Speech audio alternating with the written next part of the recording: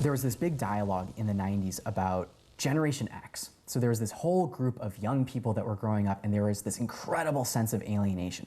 So juxtapose 90s, this discussion of alienation, with modern contemporary discussion of hyperconnectivity. I mean, we're talking, what, 15 years separating these two dialogues, and it's polar opposites: hyper-alienation, hyperconnectivity. So the question is, how did we get here? Dr. Adam Ghazali is founder of the Neuroscience Imaging Center at the University of California, San Francisco, and he happens to be an expert in the science of distraction. When you make a decision to focus on something, what we now understand is that the front part of your brain, the prefrontal cortex, has projections to the visual part or the auditory part of its sound that allows you to increase the processing of that information more if it's relevant to you, if it's your focus, and less if it's irrelevant to you, if you're trying to ignore it. This process, called top-down modulation, is what allows us to read a book on a noisy subway or study for a test in a busy dorm room. We found that there are connections between the front part of your brain and the visual part of the brain, and another part of your brain known as the hippocampus that becomes essentially disconnected when you are looking at distracting information. But could the effects of these digital distractions have an impact on how we respond to the world around us, and more important, each other? Face-to-face social communication is what our brains are evolved for. We are evolved to be able to interact in incredibly complex social networks, to solve incredibly difficult symbolic problems together.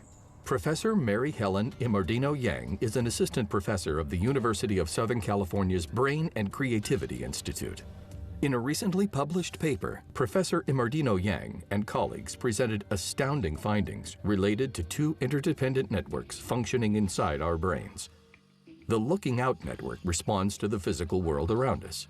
When we see someone twist their ankle stepping off the sidewalk and we go, ah, that looks like it hurt. How do you know that hurt? You know it hurt because you see their ankle do something, and you imagine that on your own ankle to a degree, and then you feel back what that would be, and you share with them empathically something of their own pain. Our brain also has a system that looks in. This network is focused not on external activity, but instead on internal thoughts. That network it appears to be disrupted when you're interrupted from the outside world around you, when you need to attend to things around you. So you can be daydreaming and kind of chewing over, you know, some social situation and what it means to you or some memory as you're driving your car, but it's, you know, through just regular traffic and you're just kind of thinking about other stuff. As soon as an accident starts to happen or something starts to demand your attention, you immediately stop that daydreaming, you pay attention into the world, and it disrupts your ability to reflect on the meaning of things. So what happens when our devices make this kind of deep reflection almost impossible? Kids who are overusing social technology to communicate things that are about emotion, that are about relationships, that are about meaning, that are about the future, and not about right here and now, not buy milk now, but should we have children in 10 years? You know, these kinds of long-term questions that don't lend themselves well to these kinds of technological exchanges. If they sort of migrate themselves into these technological exchanges, they could very well be undermined for their emotional quality and turn into sort of action-oriented items as compared with meaning-oriented moral items. And that's an open question. But neurobiologically, it seems very plausible that that's happening. And what does it feel like not to communicate digitally for 24 hours? Rania Johns agreed to this, and our cameras documented. And finally, we wanted to see if that feeling of disconnect was something that many of us were experiencing. iPhones, internet, email, these are all great things when they were invented, and they were only invented so that we could solve a problem. And ironically, this problem solving has now caused another problem, and that's put us away from each other. If you ever see friends hanging out, everyone's got their phone. The worst case scenario is that we continue to drown in, which is sometimes what it feels like, in the river of technological advance. And it does not look like it's slowing down at all. Digital tools have been invented by us to be able to facilitate these kinds of interactions because we're so biologically driven to social interaction. But we need to understand how the tools are now acting back on us, how they're shaping us as much as we are shaping them. When we consider the transformational communication technologies of the 21st century, most are relative newcomers. But at over 100 years old, the telephone is anything but new. So just how important are our cell phones to us? To find out, we went to Venice Beach, California. Check us out. Not back in the day, let me tell you, this is how it used to lay. You had to talk to each other one-on-one. That before cell phones even come. First, we asked, how do I communicate often with my friends? Text message. Do text message, so I'd probably text more than anything. And play no more. Then we asked about overuse of technology. My friends overuse texting and social media very much. My friend's on her phone 24/7 on Twitter, and it's really annoying. People be on their iPhones all day. You can't even talk to anybody anymore. Everybody's always texting or taking pictures, and it's just not fun anymore. Let's get back to natural communication. This is Dr. Gee that you're facing. To get a better idea of how pervasive the use of cell phones are in our society, we picked malls in demographically diverse areas of 2 target cities, and here's what we found.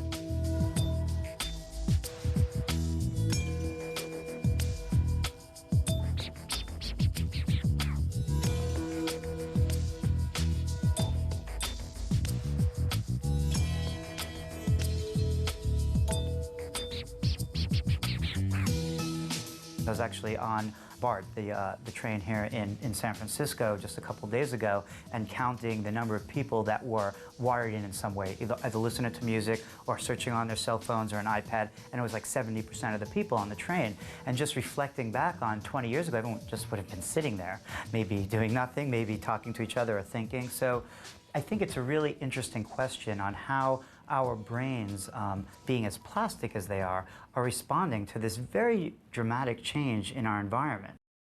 These digital means of communication put an incredible amount of responsibility on the receiver to be able to build from minimal input an entire rich understanding of the person on the other end of that transmission.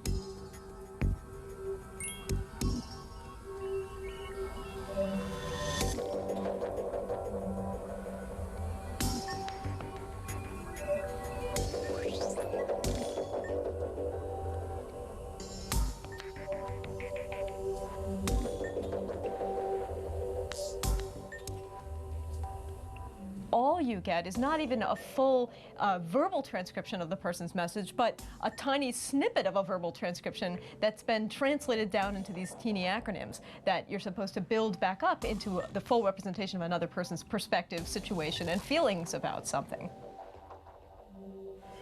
Where we used to have generations that were about 20 years long, now we're looking at generations that are maybe only 10 years long, and it's totally because of technology. Dr. Larry Rosen is a professor at California State University, Dominguez Hills, and an expert in the subject of technology and its effects on society. He is the author of several books discussing the subject, including Eye Disorder. The technology is actually making us all look like we have signs and symptoms of psychiatric disorders. We all look like we suffer from OCD, obsessive-compulsive disorder. How do we know that? Because we're constantly checking our phones all the time. If our phone is missing, we go scurrying around everywhere to find it. We're obsessed. A similar observation was made in Imardito Yang's paper related to the biological origins of real disorders and those same biological systems which are believed to be disrupted by overuse of digital communication. I think we've seen, for example, with infants, it used to be thought, well, we could give them enrichment activities by passive videos and things like that, or programming. And now it's really not recommended that we give any screen time to very young children. So many families are being distracted by their cell phones at dinner, at a restaurant, at the kitchen table, that we're even recommending that families use tech breaks. Okay, everybody check your cell phones before we sit down to dinner. Okay, turn them upside down, stick them on the table. Let's have a family discussion, because we know that family dinners are good for kids. They help them develop their social skills. They help the parents interact with the kids more. But if everybody's checking their phone all through dinner and mom and dad are looking at their email and their kids looking at their texts and Facebook, then there's no communication. The term multitasking, as it's frequently used, has been questioned. Some people refer to multitasking as a myth in a lot of ways. And what that means is that when you look at what's happening in the brain when an individual is trying to do more than one task, and we've seen this in our own experiments, is that what you see is switching. In general, what we're finding is that kids task switch often. We've done research, we've gone into their homes and watched them study. About every 3 to 5 minutes, they task switch. And the task switching is almost always to something technological. A text message, an email, an IM, a Facebook post. Something technological gets in their way. There's an interesting study that was done in Canada where 2,300 first-year undergraduate psychology students across 5 years reported their just social texting, and they took questionnaires where they described their moral inclinations, like how important is it for you to really reflect upon the meaning of your life and do something useful with yourself, or how important is it for you to marry somebody attractive so that your children are pretty. You know, these kinds of very context-specific, low-level, what we would call really not relevant to morality kind of representations being important, like how you look, as compared with reflecting on the meaning of things and being a moral human being, a person who lives with integrity. And what they found is that there is a weak but positive and significant relationship between the amount that kids report texting per day, the number of times they text socially, and their moral responses. So the more kids were texting, the more they were likely to say things like having attractive children is really important, and the less they were likely to say it's important for me to reflect upon my life, or it's important for me to help people who are in need, or it's important for me to be honest with my friends and truthful. Another area of concern is the fact that our cell phones allow us to send communications of a very personal nature with little thought and just a few taps of a glass screen. Software security giant Symantec commissioned a study to find out if a lost smartphone would be returned to its owner without an attempt to access personal data. The results?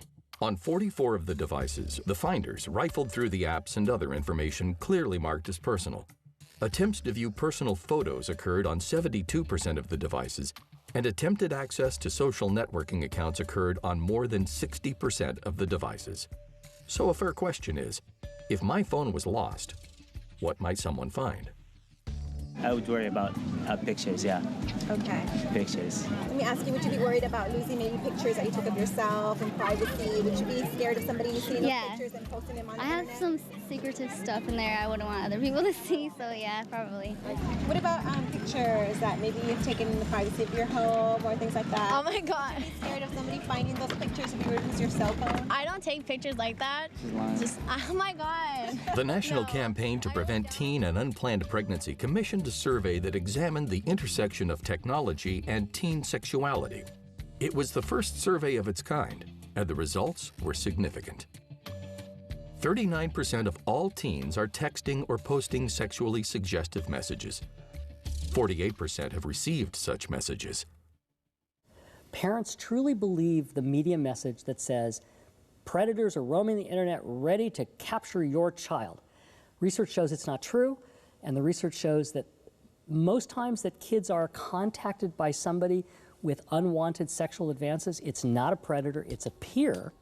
20% of teens have admitted to having texted or posted online nude or semi-nude pictures or videos of themselves. Of that percentage, 11% were young teen girls 13 to 16 years old.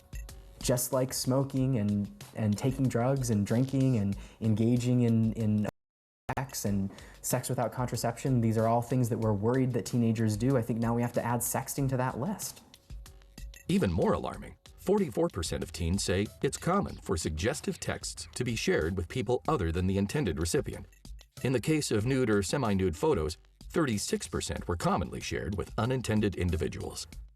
When young people take pictures of themselves, particularly taking pictures and videos of themselves, and they're sending it to one another, and then they break up with that person 3 months later, because God knows adolescent relationships don't last very long. And then if those images get shared with the friends of that person who you broke up with, what damage is that going to do to your reputation as a young person? And I've certainly had conversations with people at LAUSD who work with adolescents on a daily basis in that school system who talk about young people being desperate to transfer school systems because that sexted image got passed around and now their reputation is ruined. Finally, 38% of teens say that sending sexually suggestive content makes dating or hooking up more likely. Is sexting, does it have anything to do with behavioral sex risk? And basically what we found in this study with LAUSD students was yes, that the young people who were sexting were disproportionately likely to be sexually active, and they were disproportionately likely to be having unprotected sex when they were having sex. I think parents would be very surprised to see what kind of communication their children, even younger children, do via text messaging. When I worked in a school violence detail with the Sheriff's Department, we often would have to come across this kind of communication. And it was shocking in many cases. Parents would be extremely shocked and dismayed to see the kind of communication, the language, just the vile nature of the communication that goes on. The technology itself is not evil or good. It's how young people are using it, and it's how we want to be thinking about supporting teenagers in their use of this so that they're using these technologies in healthy ways and not unhealthy ways. Back at Venice Beach, we wanted to pose one last question. If you had to choose between never having a cell phone again or never talking face-to-face with your friends, which would you choose? Well, I'm kind of forced to use my cell phone because everybody else use it. Okay. So well, if it's up to me, I do it face-to-face. No cell phone. No cell phone. Never having a cell phone, definitely, because my friends are more important to me. I'd probably say never see my friend face-to-face because, to be honest, my cell phone and my texting makes me money. I'll probably choose my cell phone. You would rather do without the cell phone? No. I would give the cell phone up right away. Okay. And that's because humans were not born with cell phones. We've only used them to increase our communication. We were not born with friends either. We're born alone. But we're born around other people, aren't we? That we can make our friends. People have always been around together. There was never one guy at a time. We all came out here together, don't you think? But cell phones are not the only technology that has transformed the social construct. Gaming has also. But before we explore the social worlds associated with gaming, let's first check in with Rania, who's now 2 hours into her day without technology. For today, I have planned that I'm gonna meet up with my friend Anna, and we're gonna go work out. Rania and Anna got a major workout as they climbed the famous Santa Monica stairs. Afterwards, they headed west for a beachside workout. When I was doing gaming more, the game that I particularly liked playing was Final Fantasy. And I think that's because it's this magical world where you're allowed to just be someone else and do all these things that are not possible in real life. And there's a real nice adventurous story behind that. And we don't have as much adventure in our nowadays life, at least most people don't. So I think it just allows you to get away from the strains of your daily life and, you know, be in this different world. Hi guys, it's me, Francis. Sorry, I've been crying a little bit tonight. I'm just really upset. I don't know what to do. I'm just really upset. My Warcraft account has been hacked. Meet Francis, or the name he's better known by, Boogie. The content of the clip very accurately portrays how we usually imagine an individual obsessed with gaming to the exclusion of face-to-face social contact. Increasingly, though, that portrayal has become less accurate. One particular class of game has been kind of troublesome, and that's the massively multiplayer online role-playing games, or the so-called MMORPGs. Now, these games are different than traditional video games because, you know, in the past you bought a video game, you played the video game, you beat the video game, and then you waited for the next one to come out. It had that cycle to it. These games are played online, usually with a team of people, and they're played continuously. Dr. Kenneth Woog is one of a handful of clinical psychologists who specializes in video game addictions. In immersive MMORPGs, a player's avatar has an occupation, talents, is part of a social circle within the game, and in some cases, can even form romantic attachments with other characters' avatars, creating a second life in the virtual space. The results of a groundbreaking 3-year study by Nick Yee and Stanford University's Department of Communication found the demographics behind MMORPGs rather diverse and not at all fitting with the usual stereotypes. Rather than teen-centric, the study revealed that over 50% were adults working full-time, while only 22% identified themselves as full-time students. Women were also notably present in the study, with over half of the female players over the age of 30. With older people, I think it is a way for them to escape the everyday. So they're actually able to try things and dress up and meet new people and go visit places that they might not be able to do physically. So I know a lot of people who have disabilities who are in the virtual world, and they live very rich, fulfilling lives. Lots of friends, lots of interesting places they can go, even if they can't even get out of bed. The Stanford study would seem to corroborate this idea. As consistent across the respondents was the clear message that engagement inside of these games can be so intoxicating that social interactions in real life can often seem boring in comparison. Eu lembro que eu sempre fui fascinado com jogos e jogava muito desde criança, sempre.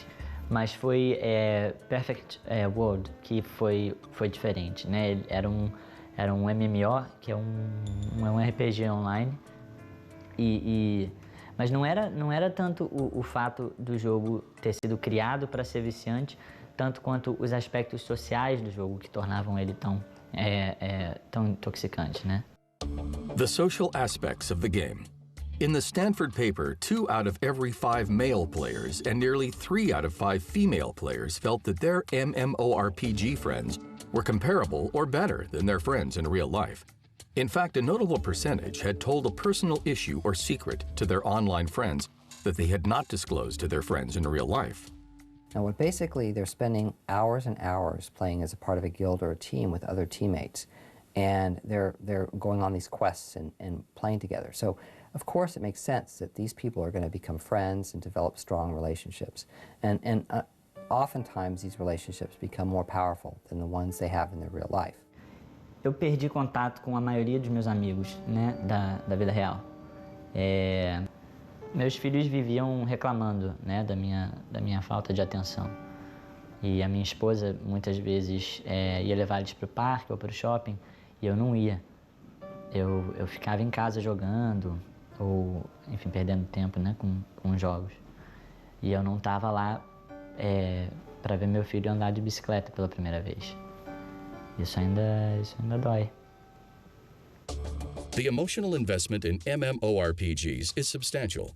In the same Stanford study, nearly 1/3 of players indicated that over the past 7 days, they had derived satisfying and rewarding experiences in these virtual worlds that rivaled those in real life.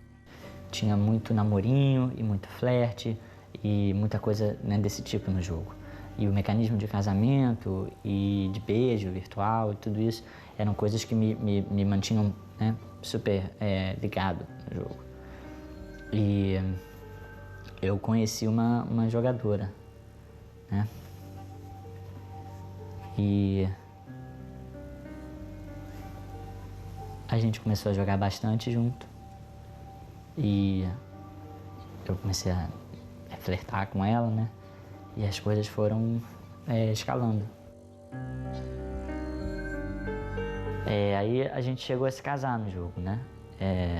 E a gente sabia que ia ser uma coisa de mentira, ia ficar ali, não ia ser nada sério, mas eu me apeguei bastante. E depois de um ano, eu estava tendo um caso, um caso com ela. E eu não sabia se eu estava apaixonado por ela, ou pelo jogo, ou pelos dois. When someone, for example, husband has an interest in Japanese anime and his wife doesn't, and he's spending a lot of time in discussion boards and communicating with other people that have that same shared interest, then there's always the risk, of course, that, you know, perhaps a romantic relationship could strike up.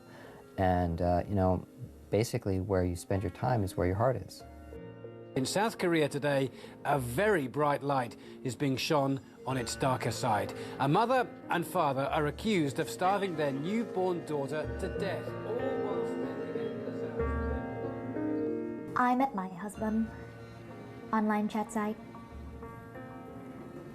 I'm very shy, so he first met I ever date.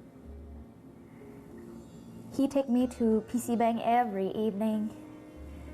We stay till sun come up. We play Prius.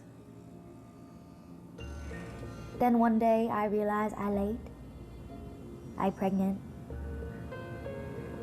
Don't know what to do. Very overwhelmed.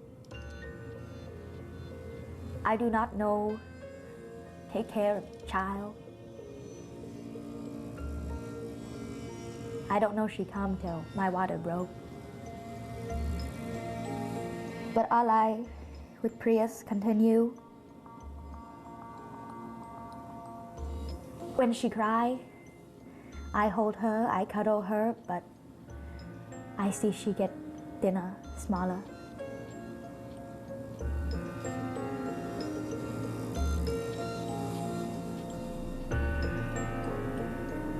One day, I go to check on her. She do not move.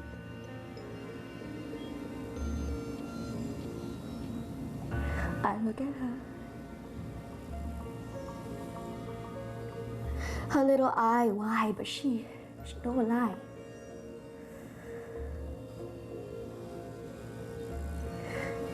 We tell the police that they do not understand. So we run. We don't know what else to do.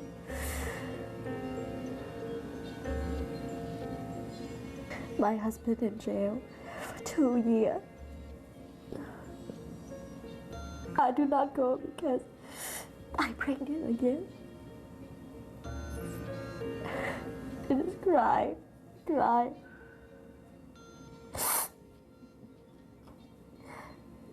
I'm so sorry.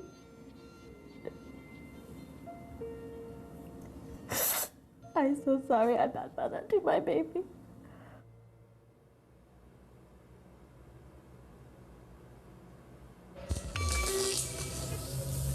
Although at its inception, the internet was designed as a collaborative tool, The World Wide Web, in its first incarnation, was essentially just a digitization of the concepts and business models that existed in the physical world. CompuServe combines the power of your computer. Then came Web 2.0. It was a handful of simple concepts that emerged from the aftermath of 2001's dot-com bubble, and now largely defines the way we interact online.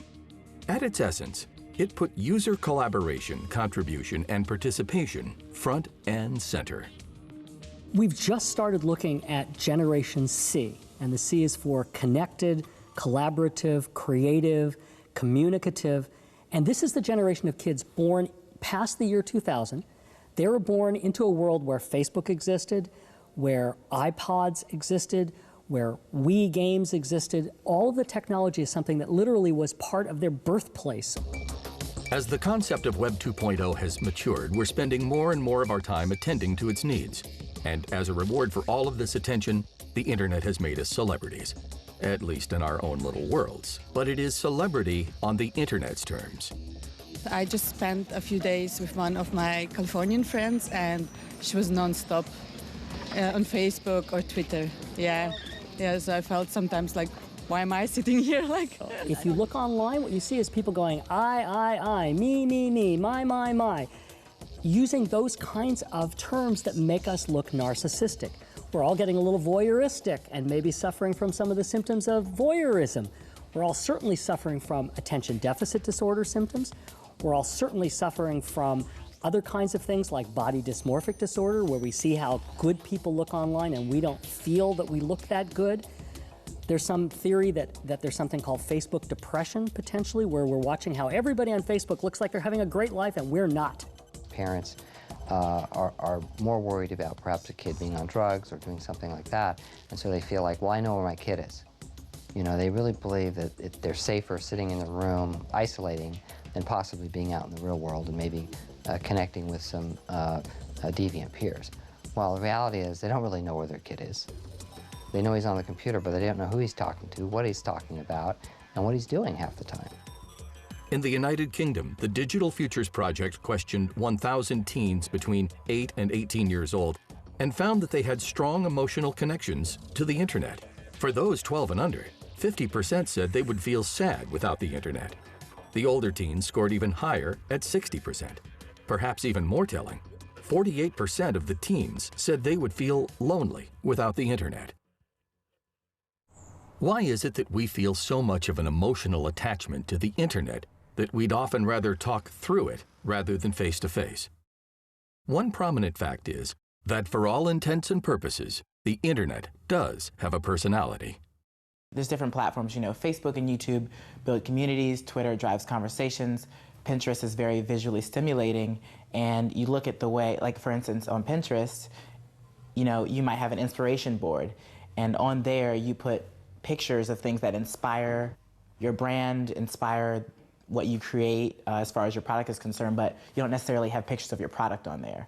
And then on Facebook, you go to a page like Target, and they're talking about, you know, how many calories you burn pushing a cart, but they're not talking about, like, you know, their actual things that they sell in the store. Yet, if the internet does have a personality, it is clearly a split personality. At one moment, a benevolent provider of all that is good, and in the next instance, a catalog of the worst moments of our lives, saved forever. Last Friday night, I tweeted a photograph of myself that I intended to send as a direct message as part of a joke to a woman in Seattle. Once I realized I had posted it to Twitter, I panicked. I took it down and said that I had been hacked. I then continued with that story, to stick to that story, which was a hugely regrettable mistake. The fall of New York State Representative Anthony Weiner is one that cannot be untangled from the communication technology of today, both in its unforgiving nature and brutal speed. The timeline. An errant tweet of a suggestive photo is sent to a female college student May 27th. The next day, the photo makes it onto blogger Andrew Breitbart's website, bigjournalism.com. Weiner spends the next few days denying the incident. June 6th, additional racy photos are posted to the site. However, Breitbart indicates one of the photos is too explicit to release. On that same day, and only 11 days into the scandal, Weiner confesses to the incident but vows to stay in office. The next day, RadarOnline.com publishes explicit conversations from the Facebook account of Lisa Wees, a Las Vegas blackjack dealer. June 8th, while visiting a radio talk show, Breitbart is maneuvered into showing the host the explicit image he has copied to his iPhone. Unknown to him, the radio host snaps digital photos of the screen and tweets the uncensored photo to several news organizations. June 16th, 21 days into the scandal, Representative Weiner, who had been preparing to run for the mayor of New York City, resigns. And it's not just high-profile public figures that feel a strange invulnerability behind the glow of the computer screen. In the survey mentioned earlier, over 70% of teens and young adults realize that sending sexually suggestive content can have serious negative consequences. Still, 39% of teens and 59% of young adults did it anyway. In fact, 28% of the young adults said that they're more forward and aggressive using sexually suggestive words and images than they are in real life. So much of our communication takes place behind screens. We are not looking at someone's face. We are not talking to them face to face. We don't see their expressions. We don't see their hurt expression if we said something nasty to them. We don't see them crying. We don't see them smiling. What we see is a screen that we're talking on. So at its loftiest, social media has become the digital public square, helping to stoke revolutions and shape public opinion. It has helped us to stay in closer communication with our friends and reconnect with old ones we'd lost touch with. But even at its best, social media has a way of bringing out the worst in some of us. My husband, Scott, and I had been married about 10 years, and I had just given birth to our first baby, a little girl. And at the time, my husband didn't even have a Facebook account. You know, he just wasn't interested in the whole social networking thing. Once my husband started using Facebook, it seemed like he thought it was a great idea too, you know? So it was gonna be me and my husband sharing our lives with our new baby daughter, with our friends and family. But it didn't so much go that way.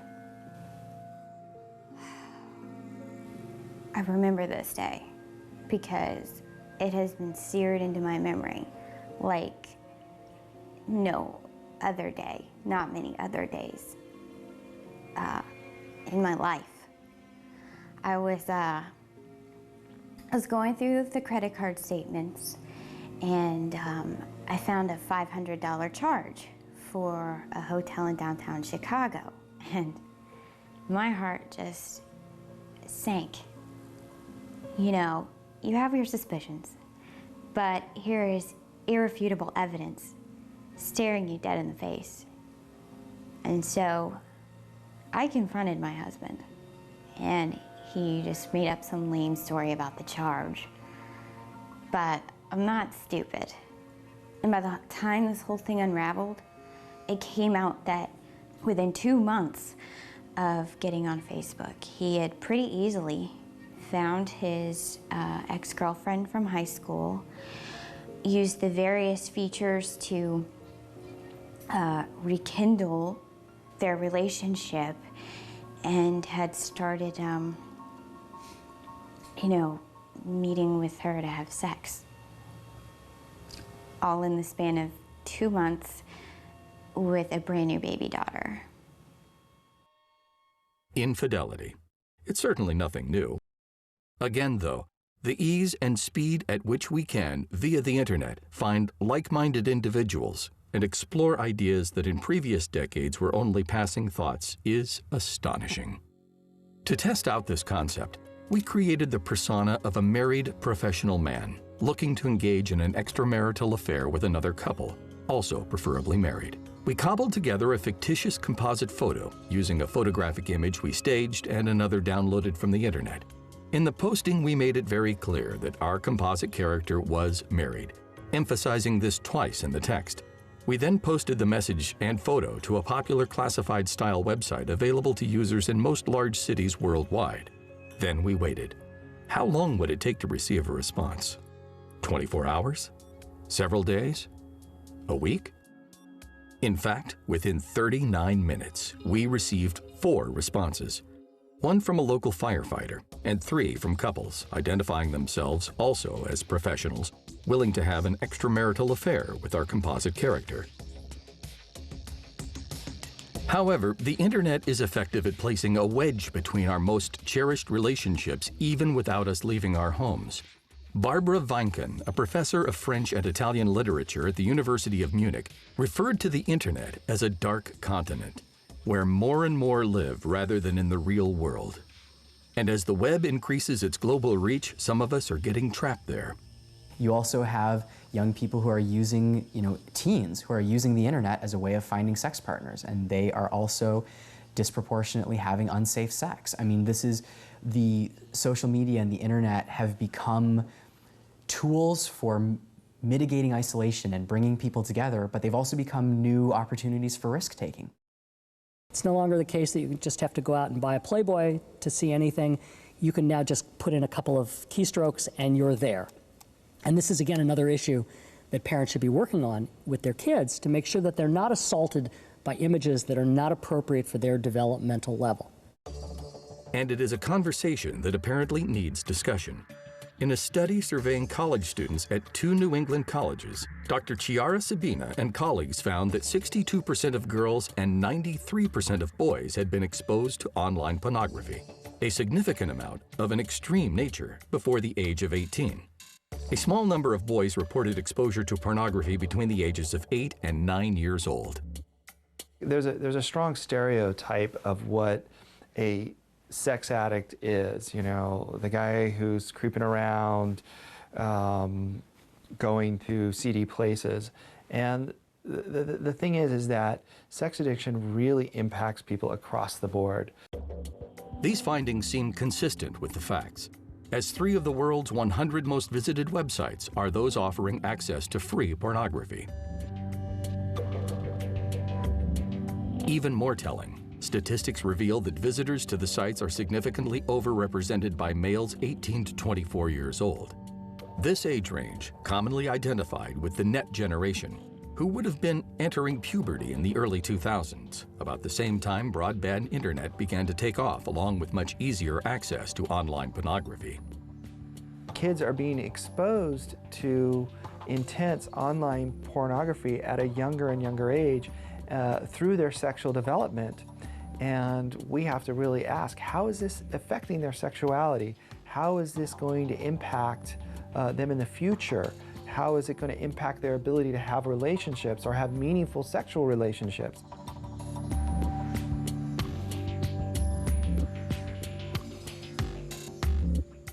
We've never had this kind of pornography in the history of humanity, with all of the accessibility, with the intensity of it, the availability, that it can be very specific. This is a new phenomenon. We don't know what's going to be happening with this. I mean, I think that there has to be definitely more research into looking at the impact of that on all of us.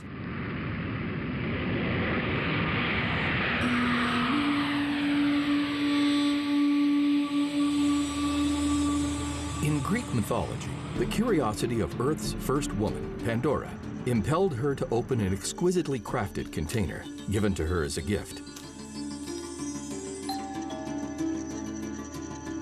Only to realize it contained all the evils of the world. But as the evils escaped, one thing remained at the bottom of the container: hope.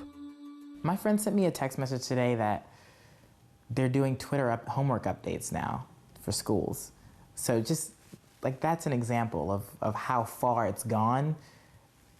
I mean, take all that away and people aren't gonna know what to do.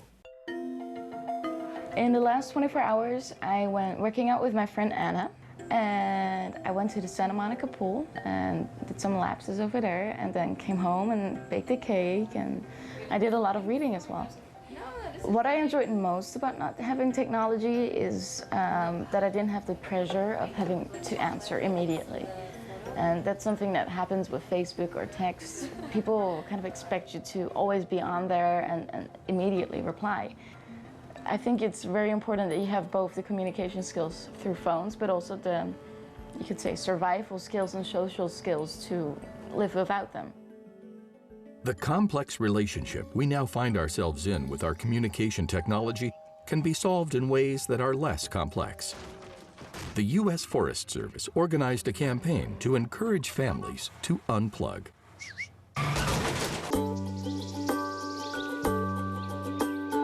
Getting closer to nature can get you closer to your family.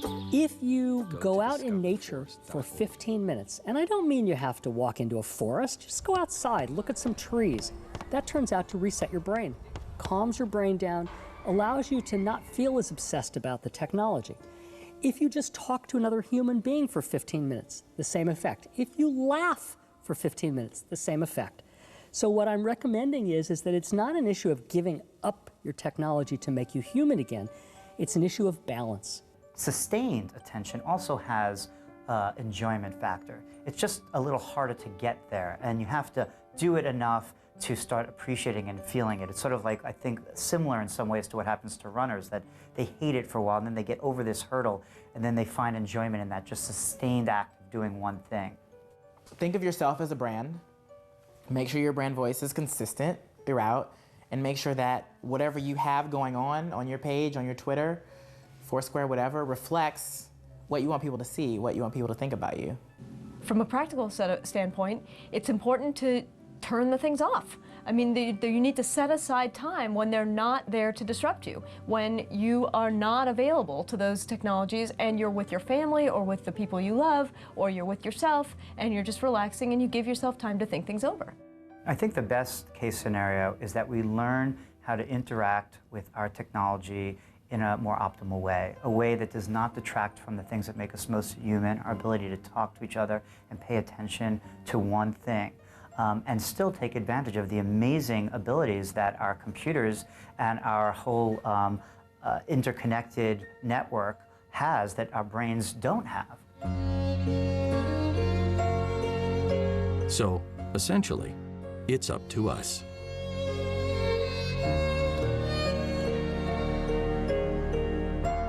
Analog communication, face-to-face, with all its intensity, depth, and humanity, is something that we should be unwilling to allow technology to entirely reshape, simply for the sake of technology.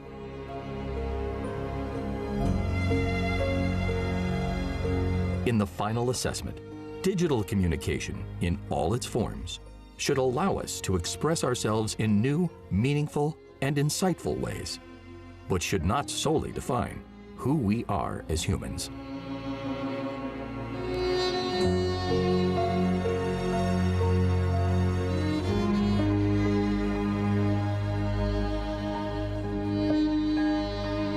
The way forward will be navigated successfully, not by looking to the past, nor by looking to the future, but by looking within and realizing that no technology, regardless of its reach or sophistication, will ever be able to truly express what magnificent beings we truly are.